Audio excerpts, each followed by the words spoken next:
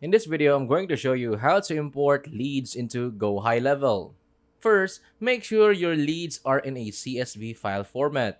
Common columns like first name, last name, full name, email, phone number. Keep your headers clean, no extra spaces, weird characters. Now, log into your Go High Level.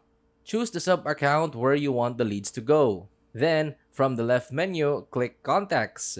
At the top right, click Import Contacts.